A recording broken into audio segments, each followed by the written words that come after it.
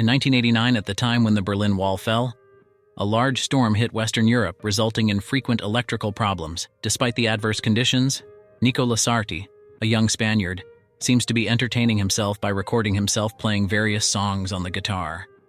Suddenly, he hears screams coming from the neighborhood. Upon looking out the window, Nico witnesses his neighbor, Angel Prieto, engaged in a fight with his wife.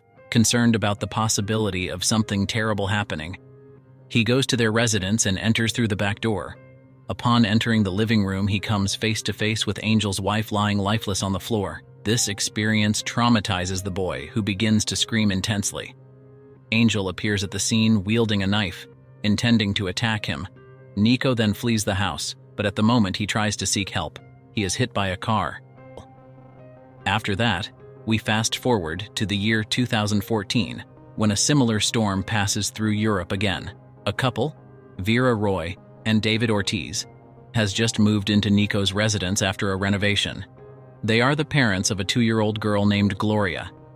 Vera works as a nurse, and David is a banker who is often away on business trips, but shows great love for the family. One night, while the couple is organizing the storage room, they come across Nico's old television and camera.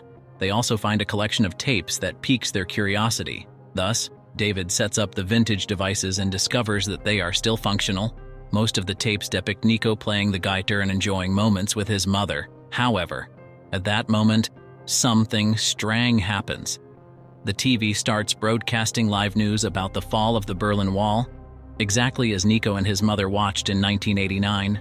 The next day, the couple invites their neighbors, Aitor and his mother Clara, for dinner. Vera recounts that their television unexpectedly broadcasted some news from 1989, but naturally no one believes her. To change the subject, David mentions the boy in the videos and Aitor recognizes him. He reveals that Nico was his close friend who passed away in 1989. Aitor then begins to detail the entire narrative of how Nico discovered that his neighbor was involved in a murder and how he was killed while trying to escape. Clara appears visibly nervous throughout the story, and it's clear that she is hiding something. After the guests leave, David decides to conduct some investigations about Nico. Through an article, he discovers that Angel committed an unthinkable act just 3 months after being convicted and before passing away. Angel confessed that he intended to bury his wife's remains inside his workshop. On that night, the weather conditions worsen and thunder begins. Vera, who was sleeping, is awakened by a noise coming from the living room. Frightened, she approaches and finds the old television broadcasting the same news from 1989. Vera tries to turn it off, but Nico appears with his guitar.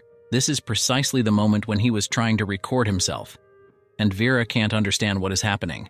She tries to step away to call her husband, but at that moment, Nico on the other side of the TV screen sees her.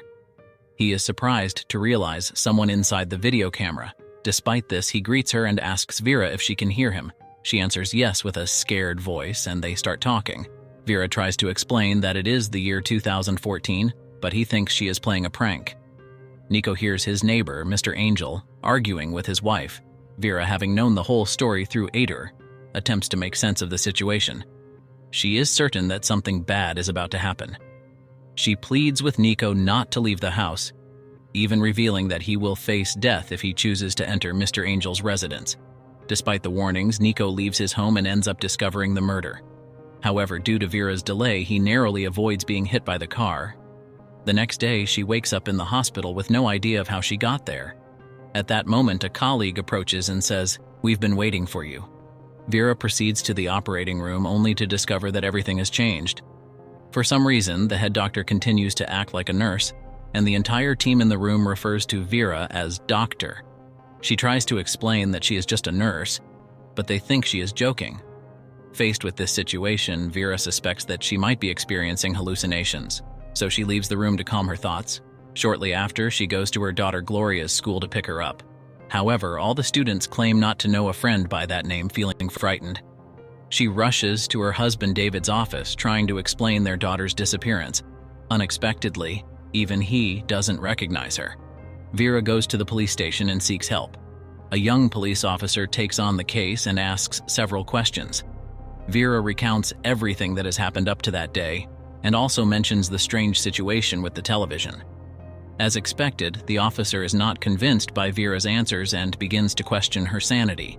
He goes so far as to check Vera's records and reveals that she is not married and does not have a daughter.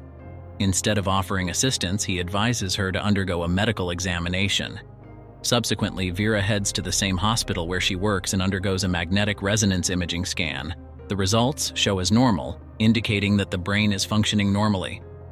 After the examinations, she returns to her office and finds several certificates and trophies, all inscribed with the words, Dr. Vera Roy. It is at this moment that Vera realizes that something terribly has happened. She then goes home, entering through the back door, and notices that the entire house has a different appearance. Vera conducts an internet search for the name Nico Lasarte, and, to her surprise, discovers that a writer has released a book with Nico as the protagonist. Addressing the theme of time travel, Vera tries to gather more information, but at that moment, a woman approaches her from behind. This woman reveals herself to be the owner of the house. Moments later, her husband also arrives, and to Vera's surprise, it is none other than David himself. Vera is shocked to discover that her great love is, in fact, married to another woman. Then the police arrive outside, forcing Vera to flee. The commotion also attracts the attention of some neighbors, including the 1989 murderer, Angel.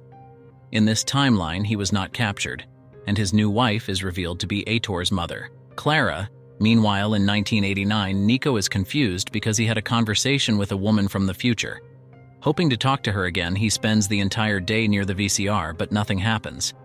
Thus, that night, he gets up and goes to Angel's house to check if it was all just a dream, but it is not confirmed as he discovers the deceased woman's body in the bathtub. After some time, Nico begins to search for clues inside the residence, and he finds a passport with the name of the deceased woman, but the photo is of Clara. This finally makes him realize that Angel and Clara are romantically involved. Now she is planning to use the identity of the deceased wife to travel to another country, and if she succeeds, the crime will never be discovered. Nico doesn't want that to happen. He prepares to leave with the passport, but at that moment, Angel arrives. Nico hides under a bed from where the bathtub is clearly visible. After some time, the murderer answers a call, and Nico seizes the opportunity to escape from the house. Back in the present, Vera encounters her neighbor and an old friend, Aitor, and asks for his help. As expected, he doesn't recognize her, so Vera begins to explain some details about him. She also tells the story of how they met. It was the year 2011, and they encountered each other inside a subway. For several weeks, they met frequently and became good friends. The friendship soon evolved into a romantic relationship. However, one day Aitor introduced her to one of his friends, David. Vera was enchanted by him, and after some time, the two started dating and eventually got married. Upon hearing the entire story, Aitor begins to laugh, unable to believe that none of this actually happened, and he calls her a lunatic before leaving for work. In the next scene, the police officer finds Vera and tries to take her to the hospital, but without success. So she seeks clues about Nico's whereabouts. The police officer recognizes the name as he had read the book about him. To gather more information, they decide to visit the writer. On that same day, the two approach the writer and inquire about the book. The woman reveals that she has just printed the book, and the whole idea was suggested by Nico's mother. When asked if she has ever met the boy in person, the writer replies, "No." Vera explains that she is the time traveler Nico was talking about. They met during the deadly storm when both of their destinies intertwined. However, the writer believes she is just joking and refuses to share more information. Due to this, Vera pleads with the police officer to obtain Nico's location from the police database, and he responds that it is not possible. Unless there is a significant reason for it, Vera thinks for a moment and suddenly remembers how Angel had planned to bury his deceased wife inside the workshop. She relays this information to the police officer, prompting a search operation. Eventually, her information is confirmed as skeletal remains are recovered from the workshop. This convinces the police officer that Vera is indeed telling the truth. He hands her a piece of paper with Nico's address and bids farewell. Later, Vera arrives at the address, which turns out to be a hotel. Inside, she doesn't find Nico but discovers David, who is enjoying a romantic moment with another woman. He is betraying his wife in this timeline. Vera is devastated, as this also means that David was cheating on her in real time, and she had already found a matchstick in him that belongs to this hotel. Setting aside all her emotions, Vera decides to take action. As David is a banker, he likely has information about many people, including Nico. Therefore, she blackmails him to obtain the information and threatens to expose him to his wife. David agrees and finally manages to locate Nico. On the other hand, after the discovery of the skeletal remains, Angel and Clara are arrested. They are taken to the interrogation room where the same police officer arrives to question them. After that, the movie returns to the year 1989 on the night when everything happened. Angel is caught in a compromising situation with Clara by his current wife. In response, she grabs a knife and brandishes it against both of them. She is about to finish off Clara, but Angel intervenes and the knife accidentally pierces her own stomach. She is then thrown down the stairs, back in the present. The police officer asks Angel why he killed his ex-wife, but he remains silent. He reveals something surprising and explains that after the incident, Nico went to the police station and told everything. However, the records showed something different. Angel's wife was actually in Paris, and the details of the flight were verified by the authorities. As a result, Nico was labeled as a lunatic, and his mother had to take him away from the town. From that day on, the young man spent the rest of his life confused, but he was certain that, after a few years, he would find the woman from the future. After that, we see a sequence of his development, and then 22 years pass, revealing that an adult Nico is, in fact, the police officer. One day, he finally spotted her inside a subway and approached her. Meanwhile, Vera goes to Nico's address and finally finds him. She is surprised to discover that he is the same police officer she had spoken to before. At this moment, the storm resurfaces. Nico reveals that he wanted to tell her everything but couldn't, as his mind was confused and fragile. So, little by little, he provided clues that ultimately led her to him. Nico explains that after approaching her at the subway station, they became friends. They grew closer, started dating, and eventually decided to get married, beginning a happy life together. Although Nico had always wanted to ask her about that stormy night when they first met, he was afraid of jeopardizing their relationship, so he chose to keep the truth to himself. Listening to this entire story, Vera is brought to tears. But she still doesn't want to live in this timeline. She is willing to do anything to be reunited with her daughter. Now, in order to bring her back, Nico finds himself compelled to act. He invades his old house, retrieving the television and video camera. As the storm continues to form, Nico connects the devices and encounters his 1989 self on the other side. He then reveals everything to the boy and asks for his help. In the next scene, Vera wakes up at home, disoriented and confused. When she turns around, she finds relief seeing David by her side. She rushes to the other room and finally reunites with her daughter, discovering that Nico has resolved everything in the alternated timeline.